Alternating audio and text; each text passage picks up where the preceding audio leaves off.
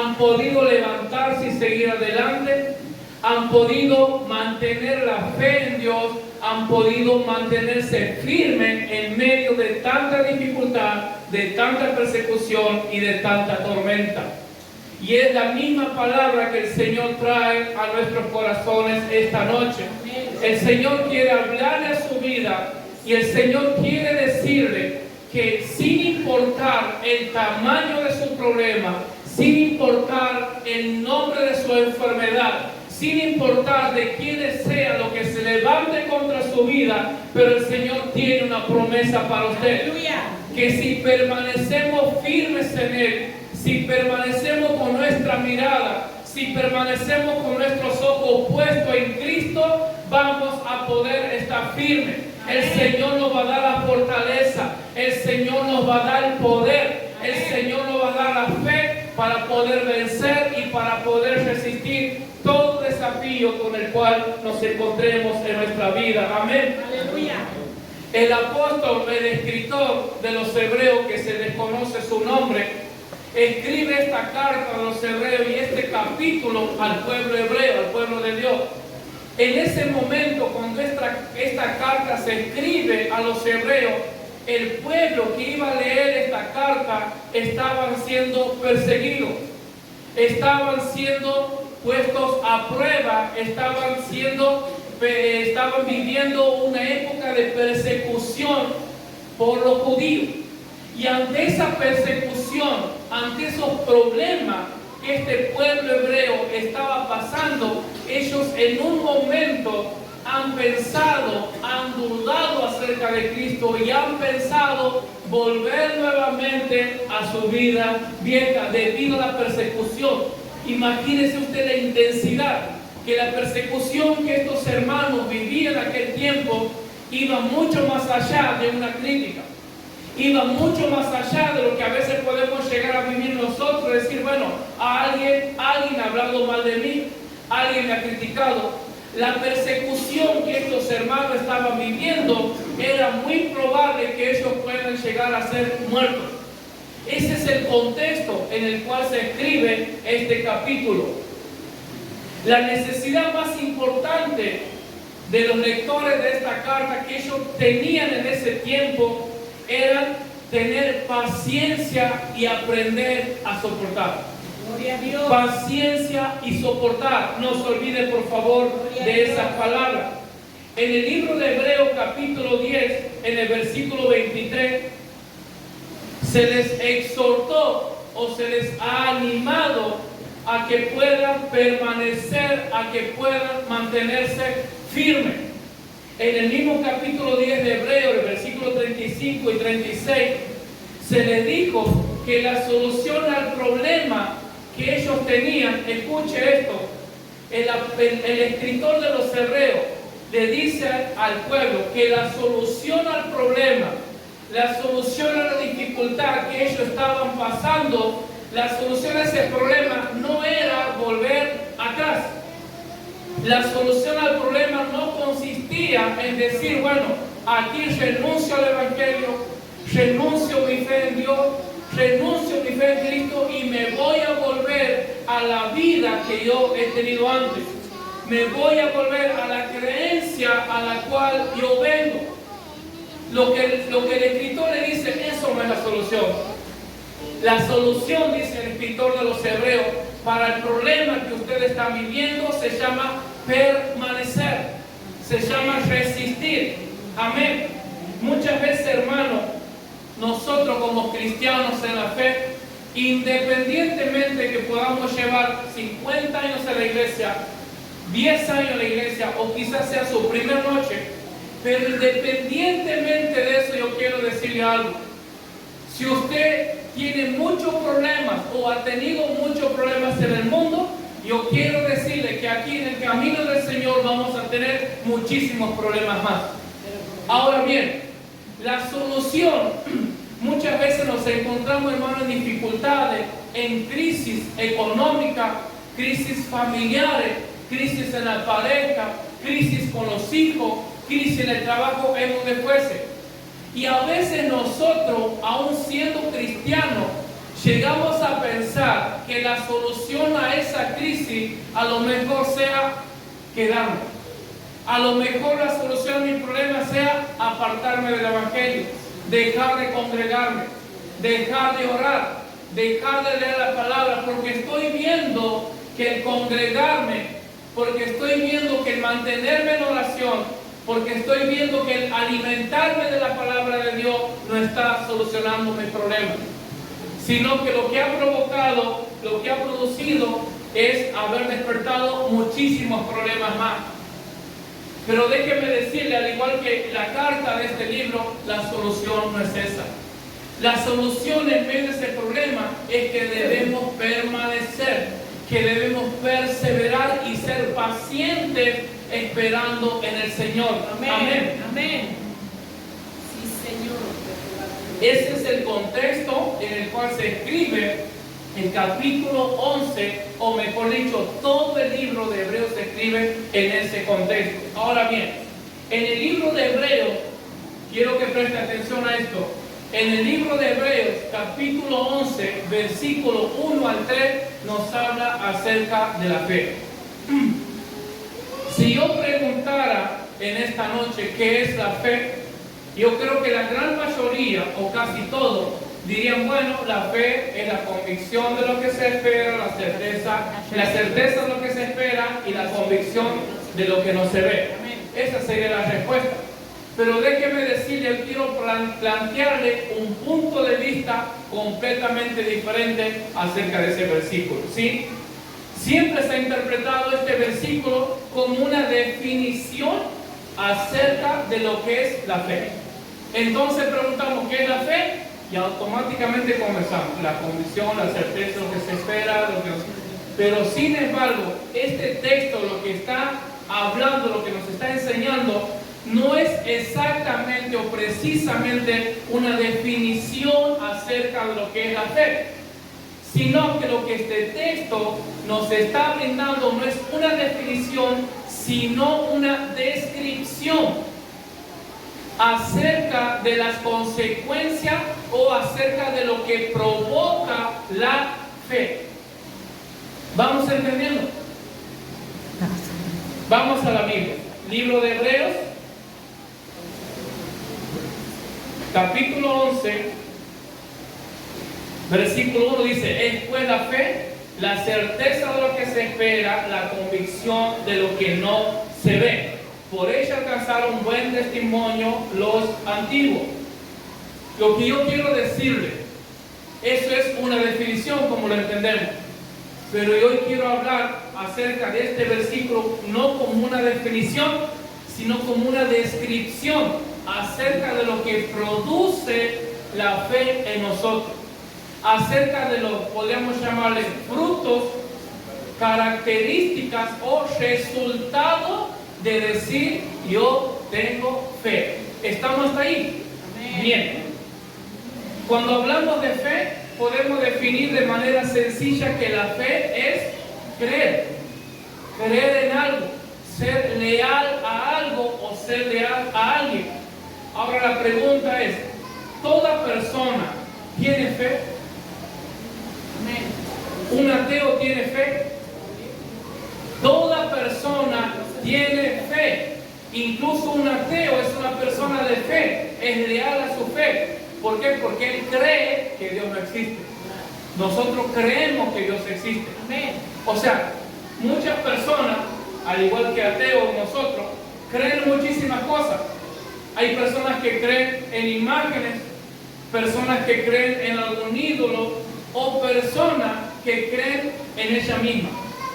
A veces es normal escuchar decir, yo creo en mí mismo. Yo creo que lo voy a lograr. Personas con mucha fe en sí mismos. Yo sé que voy a salir adelante. Yo sé que me voy a levantar de esta situación. Yo sé que lo voy a lograr. Yo sé que yo soy fuerte. Yo sé. Pero déjeme decirle que eso es algo totalmente bíblico. Es antibíblico, no es algo que la Biblia nos enseña. Lo que la palabra de Dios nos enseña es totalmente lo contrario al yo. Totalmente lo contrario al yo puedo con mi matrimonio, yo lo puedo sacar adelante, yo puedo con mi hijo, yo puedo con mi carácter, yo puedo con esto, yo puedo con todo. Eso es un engaño satánico y diabólico. ¿Sabe por qué? Porque al final del día, después que han pasado los años, nos damos cuenta y decimos ¿qué cosa? No puedo más. ¿Y por qué no puedo más? Porque me he pasado la vida luchando con mi fuerza. Me he pasado la vida tratando de solucionar mis problemas matrimoniales, los problemas en mi familia, los problemas en mis hijos, con mi fe, con mi confianza puesta en mí, o puesta en el yo. Pero sin embargo, Jesús dice, el que permanece en mí, este lleva mucho fruto, porque separado de mí, nada podéis hacer. Eso somos nosotros, somos personas inútiles. Bendito Jesús. El día, hermano, que nosotros podamos reconocer que somos inútiles, que no podemos hacer nada, que necesitamos de Dios, Amén. el día que ese es el día que nosotros vamos a comenzar a aprender a depender no de mí, no de mi fuerza, no de mi capacidad, sino que es el día de que la victoria va a llegar a mi vida. ¿Por qué? Porque ese día lo que yo voy a aprender es a comenzar a depender de Dios. Aleluya. Entonces ya no digo yo sé que puedo, yo voy a salir, sino que digo Señor, tú estás conmigo. Yo soy débil, pero sé que tú eres el Dios Todopoderoso. Aunque esté en dificultad, aunque esté en problema, aunque esté en enfermedad, pero no voy a temer, porque tú estás conmigo como poderoso gigante. Aunque ahora este proceso, aunque ahora esta prueba, aunque ahora esta dificultad me está sacando lágrimas, me está sacando dolor, pero no importa, yo sigo con mi fe puesta en Cristo Jesús, porque sé que un día, porque sé que en cualquier momento el Señor me va a dar la victoria. Amén.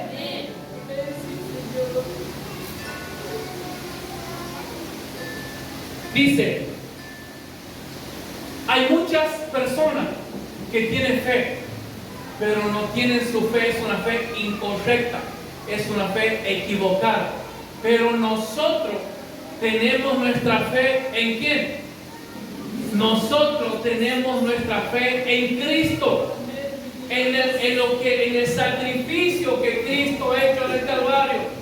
Nosotros tenemos nuestra fe en que Cristo ha muerto en el Calvario por mis pecados. Nosotros tenemos nuestra fe en que Cristo me ha perdonado todos mis pecados, sin importar quién haya sido, sin importar lo malo que haya hecho, pero yo tengo la fe, yo tengo la convicción que Cristo me ha perdonado, que Él me ha lavado con su sangre y que Él me ha hecho una nueva criatura. Y como dice el libro de Corintios, de modo que si alguno está en Cristo, nueva criatura es y las cosas viejas pasaron. Así que esta noche, hermano, yo le animo, yo no sé, mi querido hermano, mi querido amigo, ¿dónde tiene usted puesta su fe? Si en un ídolo, en una imagen, en una persona, porque a veces, hermano, sin darnos cuenta, estamos aferrados a una persona. A veces sin darnos cuenta estamos aferrados a nuestra pareja, a nuestros hijos, y cuando esa persona nos hace un daño, sentimos que se nos termina el mundo. ¿Por qué? Porque tu fe, porque tu confianza ha estado excesivamente en esa persona y no en el Señor Jesucristo. Gloria a Dios. Gracias por tu palabra, Padre. Dice la Biblia en el libro de Colosenses, esta es la base de nuestra fe.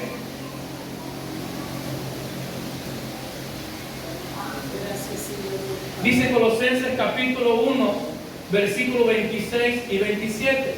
El misterio, dice el apóstol, que había estado oculto desde los siglos y edades, pero que ahora ha sido manifestado a sus santos, a quienes Dios quiso dar a conocer las riquezas de la gloria de este misterio entre los gentiles. ¿Cuál misterio? ¿Qué es este misterio? este misterio que es Cristo en vosotros, la esperanza de gloria. Aleluya.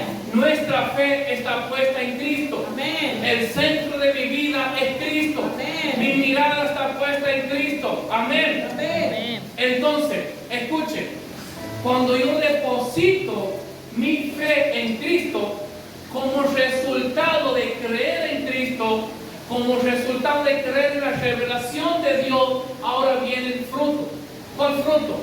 La certeza y la convicción. Gracias, mi Dios. Palabra. Volvemos al principio.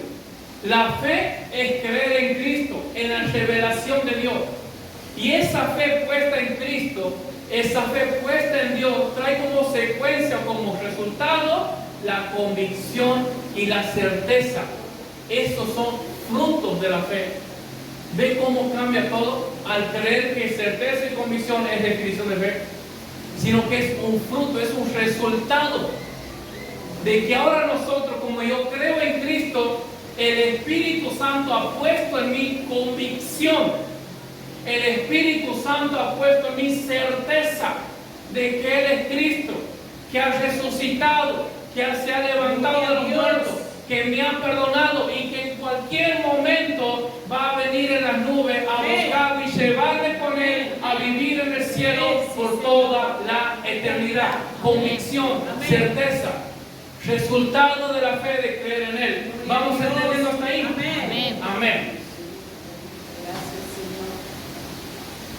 Señor. La fe no se puede ver, Alabado sea tu pero nombre, sí Señor. podemos ver sus resultados. Escuche esto. La fe no lo podemos ver. Si yo digo, levante la mano todos los que tienen fe, yo creo que la mayoría, el 100% va a levantar su mano de que usted tiene fe. Ahora, no hay forma que yo pueda comprobar si eso es realmente cierto. ¿Por qué? Porque la fe no es algo que se pueda tocar. ¿Sí? Pero, sin embargo, hay frutos de fe. Entonces, usted me puede decir, hermano, usted cree en Dios, yo creo en Dios. Ahora, yo tengo que ver los frutos de esa fe. Escuche un ejemplo. Nadie puede saber si una persona es salva o no es salva. ¿Es así o no es así?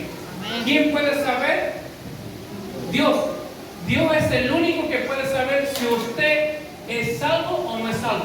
Pero, sin embargo, cuando la persona ha sido salva, redimida de sus pecados, hay frutos que atestiguan, hay frutos que certifican que esa persona es salva. El fruto de santidad, fruto de regeneración. ¿Por qué? Yo puedo saber que esa persona es salva. ¿Por qué? Porque esa persona es cambiada, es transformada, no es el mismo de antes. No habla como antes, no se comporta como antes. Si antes la prioridad no era Dios en su vida, ahora la prioridad es Dios en su vida. Si antes vivía una vida de pecado, ahora vive una vida en santidad. Entonces esos son frutos que nosotros podemos ver en la persona que manifiestan que esa persona ha sido verdaderamente salva. Sucede exactamente. Sucede exactamente lo mismo con la fe. Hay fruto de fe. Veamos. Dice Santiago capítulo 2 versículo 20. Más quieres saber, hombre vano, que la fe sin obras es muerta. El versículo 26 dice: porque como el cuerpo sin espíritu está muerto, así también la fe sin obras está muerta. Las obras es un resultado de la fe que nosotros confesamos, que nosotros hablamos, declaramos y contamos y que decimos creer o tener. Yo digo, yo creo en Jesús, yo creo en Dios, pero eso tiene que llevar frutos. Dice Santiago, si no, así como el cuerpo, dice, cuando la persona muere, ¿por qué muere? Porque el espíritu ha salido. En otras palabras, ¿cómo conocemos cuando la persona está muerta? Porque su espíritu no está más. ¿Por qué? Porque el que da vida al cuerpo es el espíritu. Lo mismo dice Santiago, la fe sin obra es muerta. Escuche, si usted dice yo tengo fe, pero no tiene obra, déjeme decirle, o aquí dice la palabra del Señor, que su fe es una fe muerta. Que su fe, usted se está engañando a sí mismo. Amén. Ahora viene la pregunta. Dice, la fe sin obra es muerta. ¿Cuál obra? La fe sin obra es muerta. ¿Cuál obra? ¿Cuáles son las obras que yo tengo que tener o que usted tiene que tener para que usted diga, che, mira las obras, mira su fruto que tiene, realmente es una persona de fe? Las obras no tienen nada que ver con estar cada domingo sentado en la iglesia. Las obras no tienen nada que ver con conocer la Biblia de memoria. Las obras no tienen nada que ver con predicar, con enseñar, con evangelizar, con profetizar, con servir. ¿Y entonces con qué tiene que ver? ¿Cómo? Entonces, las obras de las cuales habla aquí, por la cual nosotros vamos a conocer que esa persona tiene fe, escuche, se llama obediencia y perseverancia. Hay una gran diferencia en que yo diga, che, Maxi está todos los domingos en la iglesia, tiene obras de fe. Y hay una gran diferencia en que yo diga, che, Maxi es una persona que obedece a la palabra de Dios. ¿Cambia la canción o no cambia? No es lo mismo que yo diga, no es lo mismo que diga, che, el hermano, qué fidelidad, todos los sábados sirviendo, qué lindo, qué hermoso. Y no es lo mismo que yo diga, ese hermano está pasando pruebas, dificultad, proceso durísimo, pero aún así sigue esperando en Dios. Aún así sigue siendo paciente. Esos dos frutos, obediencia a la palabra de Dios, paciencia en medio del problema, paciencia en medio de la dificultad, en medio de la crisis, eso es lo que habla que yo tengo mi fe verdadera, genuina, puesta en Dios, y habla que soy una persona madura espiritualmente. Aleluya. Veamos los ejemplos. El capítulo 11 de Hebreo nos habla de hombres de Dios que están citados o están puestos como ejemplos de fe.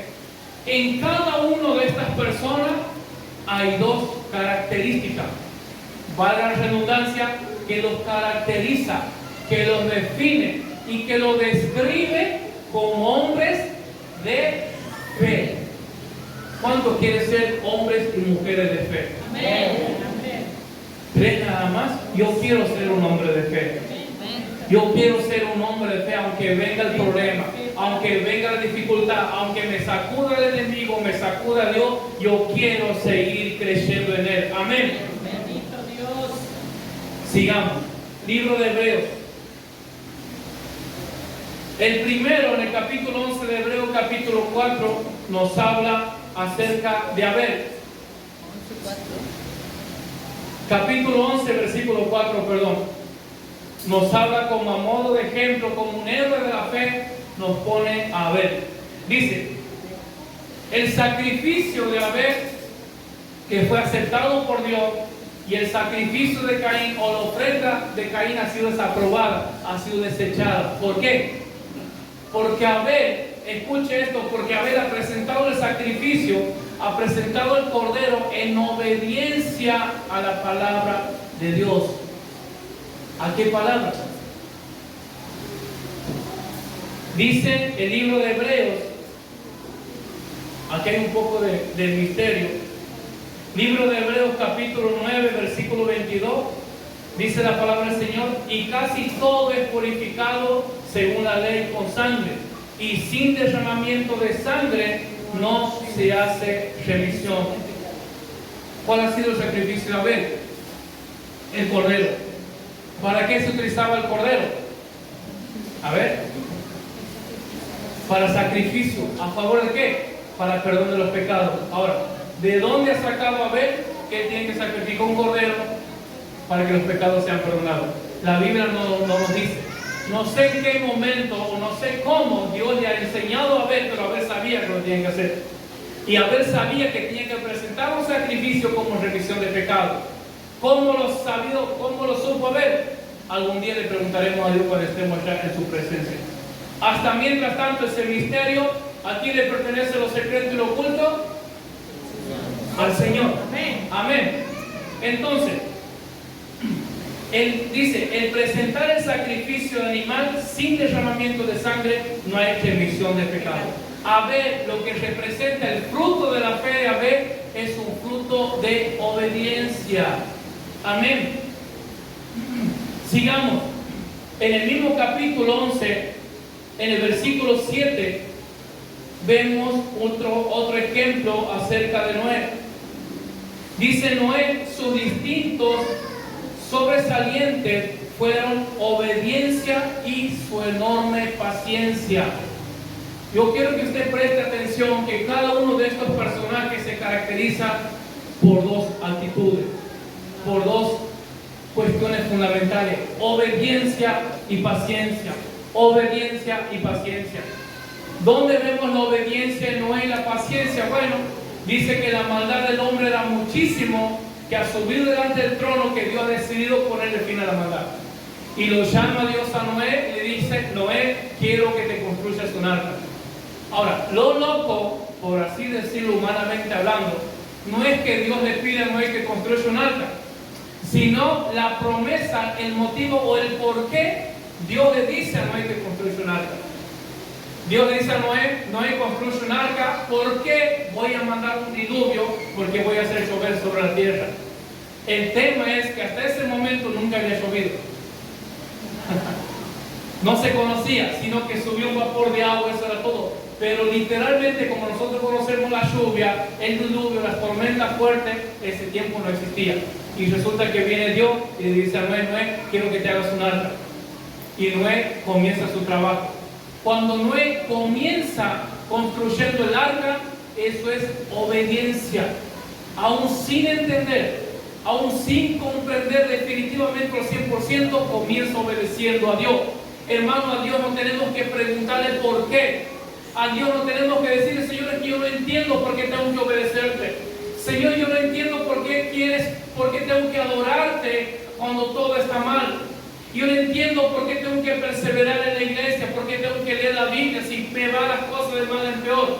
A Dios simple y sencillamente tenemos que obedecerle. Amén. Noé no ha cuestionado nada. Noé no ha dicho: Señor, pero, ¿por qué un arca? No entiendo, ¿de dónde saca eso? Noé, quiero que te haga un arca. Sí, Señor, como tú dices, así va a ser. Y comienza a ver la construcción de su arca. ¿Dónde vemos la paciencia de Noé? ¿Cuántos años ha esperado Noé para terminar de construir el arca y para que la promesa de Dios se cumpla? 100 años. Han sido alrededor de 100 años que Noé ha esperado para ver cumplida la promesa, para ver cumplida la palabra de Dios sobre su vida. Parece muy fácil, muy sencillo, pero pónganse un momentito en los zapatos de Noé. Hablándole a la gente: tienen que arrepentirse, tienen que volver a Dios porque Dios mandó un diluvio. Este tipo está loco. 100 años predicando Noé, 100 años hablándole al pueblo de un diluvio que iba a venir que nadie conocía. Eso es paciencia a la promesa de Dios. Amén. Sigamos. En Noé. Continuamos con Abraham. En el capítulo 11 del mismo libro, versículo 8 al 19. La obediencia y la paciencia de Abraham.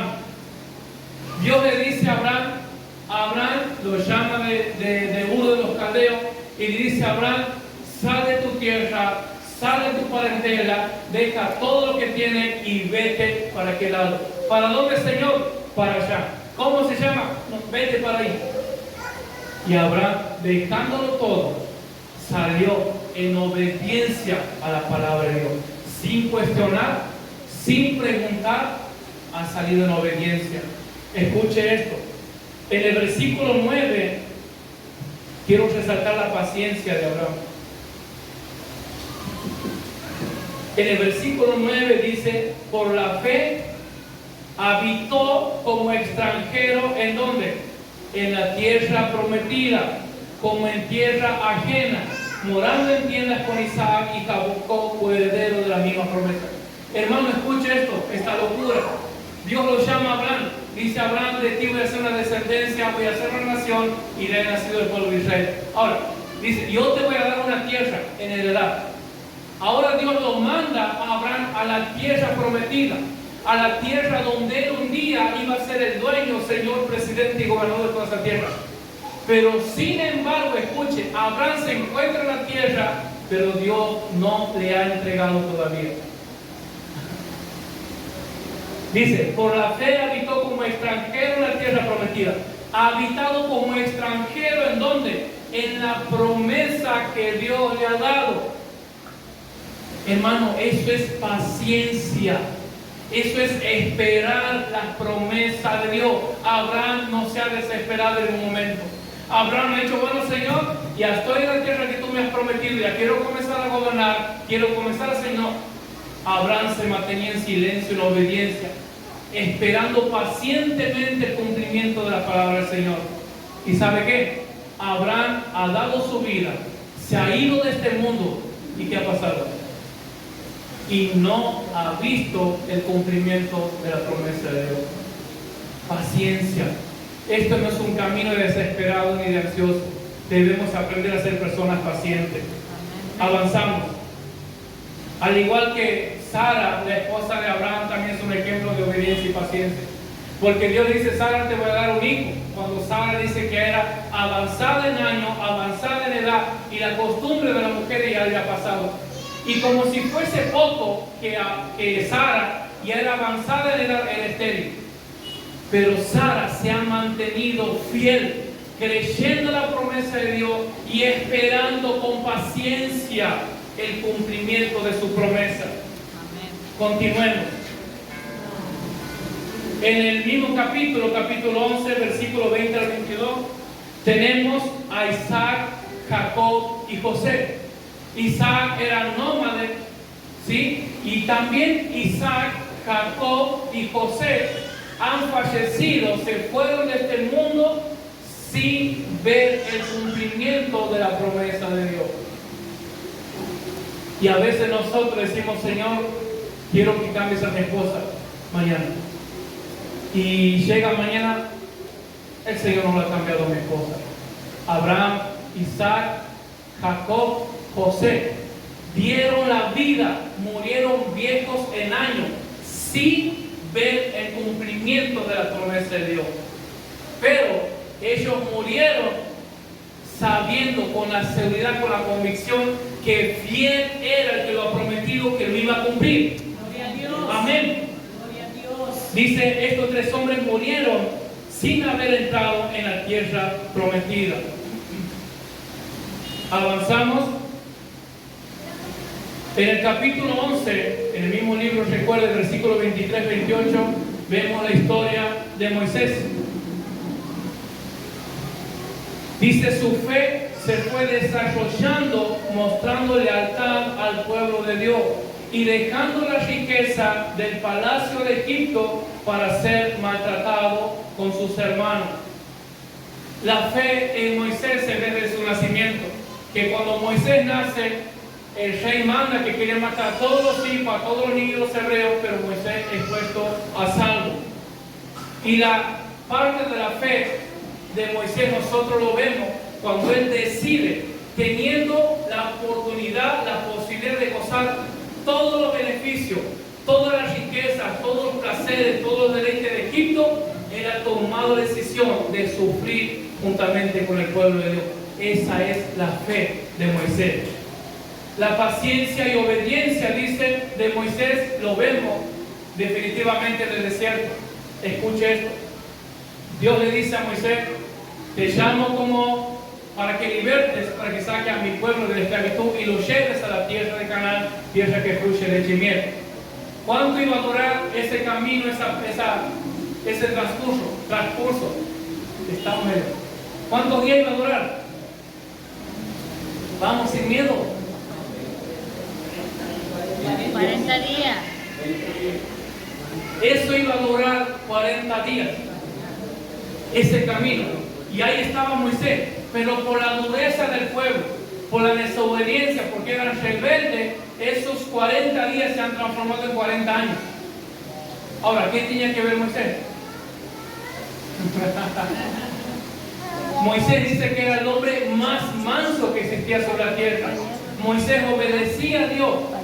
Moisés se sometía a los preceptos de Dios. Moisés era paciente, pero aún así Moisés tuvo que esperar 40 años en el desierto para ver la tierra prometida. Hermano, obediencia y paciencia a las promesas de Dios.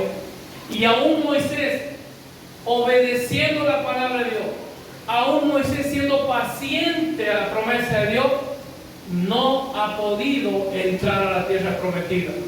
Simplemente Dios lo único que le ha permitido ver con sus ojos y contemplar el lugar, nada más. Y Moisés se fue sin poder ver el cumplimiento de la promesa de Dios. ¿Cuáles son tus promesas? Perdón, ¿cuáles son las promesas de Dios para nuestra vida? ¿Cuál es tu deseo? ¿Cuál es tu anhelo? ¿Cuál es la petición que vos tienes en tu corazón? Señor, cambia mi familia, salva mi familia, restaura mi matrimonio. Señor, restaura mis hijos. Señor, restaura a mi esposa, restaura a mi esposo, etcétera, etcétera. Ahora la pregunta es, ¿hasta dónde somos capaces de esperar para ver ese cumplimiento de Dios? ¿Qué tan capaces somos? Hermano, el problema de nosotros, de este sistema, de este mundo, es que hemos perdido la capacidad de esperar. Vivimos en un mundo donde todo es inmediato. Vivimos en un mundo donde todo lo tenemos en un segundo. Usted quiere hacer una compra de cualquier parte del mundo, en una semana lo tiene usted. Usted quiere tomarse un jugo, tiene que abrir un sobre, preparar y ya tiene su jugo. Vivimos en ese mundo, en ese sistema de lo instantáneo.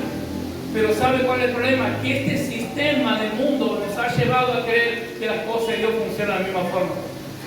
Por eso de repente nos encontramos angustiados, frustrados, con cristianos que ya quieren abandonar su fe y ya quieren apartarse porque Dios no me contesta, porque Dios parece que a mí no me escucha, porque parece que no sé, parece que no, y parece que no, y que no, y que no. Estos hombres descritos, calificados por el Espíritu Santo como hombres de fe, héroes de fe, pero murieron sin ver el cumplimiento de la promesa de Dios.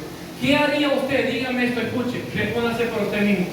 ¿Cuál sería su pensamiento sobre Dios si Dios le dijera, mira, o si Dios decidiera en su omnipotencia, en su infinito plan de decir, mira, yo tu oración no voy a contestar a tu mujer y a tu esposa y tu familia, no lo voy a cambiar hasta que vos te mueras? ¿Qué haría? Si Dios se te presenta esta noche y dice, mira, traigo la respuesta para tu oración. No hay cambio para mi vida, no hay cambio para tu familia, no hay salvación mientras vos estés con vida. ¿Vas a seguir creciendo en el Señor? ¿Vas a seguir adelante con la misma fe, con el mismo entusiasmo? ¿Lo vas a seguir amando? Mi querido hermano, de eso se trata este camino. El tiempo le pertenece a Dios. La paciencia nos corresponde a nosotros. Aprende a esperar las promesas de Dios.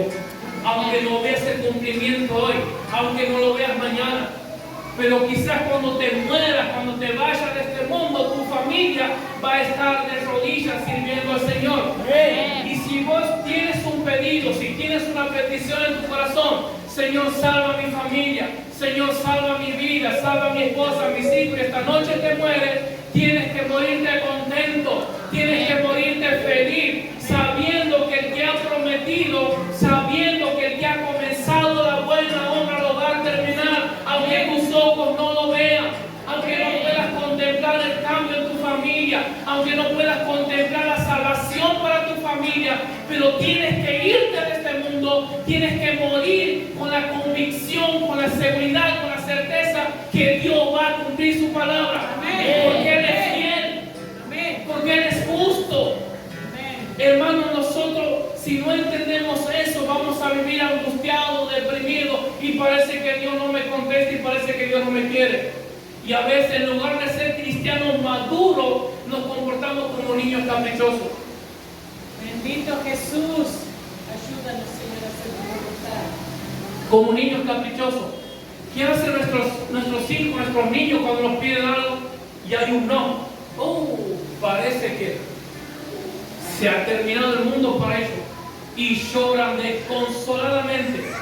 A veces, hermanos, nosotros como cristianos nos comportamos de la misma forma, de la misma manera. El apóstol Pablo dice que viene un profeta llamado Agabo y le dice, agarra el cinto de Pablo y dice, así dice el Señor, así dice el Espíritu Santo. Aquel hombre a quien pertenece este cinto, dice el Espíritu Santo, va a subir a Jerusalén, lo van a maltratar, lo van a meter preso y lo van a torturar.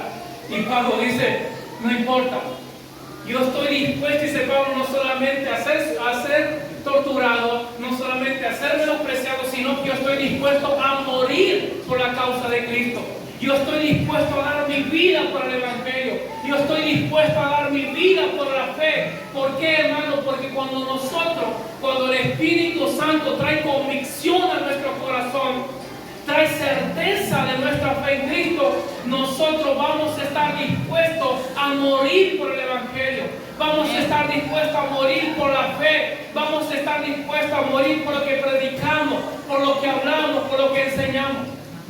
Pero si usted no está dispuesto a morir por esta causa, si usted no está dispuesto a dar su vida por esta palabra, es porque aún el Espíritu Santo no se ha revelado a su vida, a su corazón.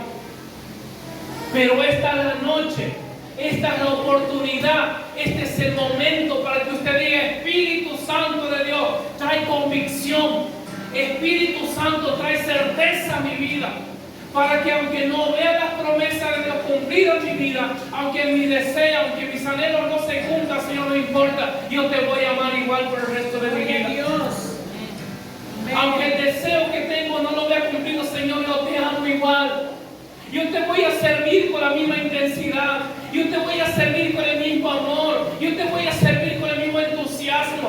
Como si fuese que mañana se me cumplen todos los sueños. ¿Qué sentiríamos si el Señor desciende esta noche, se para aquí y nos dice a cada uno, mañana tus sueños se hacen realidad, mañana se cumplen tus anhelos, mañana se cumple lo que has querido, mañana se cumple? ¿Qué sentiríamos? Gozo, alegría, ¿o no es así? Bueno, ese mismo gozo tiene que estar cuando la respuesta de Dios sea no, cuando la respuesta de Dios sea esperar. Ese es el mismo gozo. Quiero terminar con esto. El capítulo 11, el mismo capítulo de Hebreos 11, 29 y 31. Vemos a un pueblo y a un líder dispuesto a emprender lo imposible en obediencia a Dios. Escuche esto. Vemos a un líder llamado Moisés. Vemos a un pueblo de Israel, cientos de miles de millones, dispuesto, ¿qué cosa? Dispuesto a obedecer a Dios por sobre cualquier circunstancia, por sobre cualquier problema, por sobre cualquier dificultad que se presentara. Y la dificultad y el problema se ha presentado. Nosotros como cristianos debemos estar dispuestos, como este pueblo de Israel, como Moisés, dispuesto a enfrentar lo que sea, dispuesto a enfrentar el problema, dispuesto a enfrentar la circunstancia.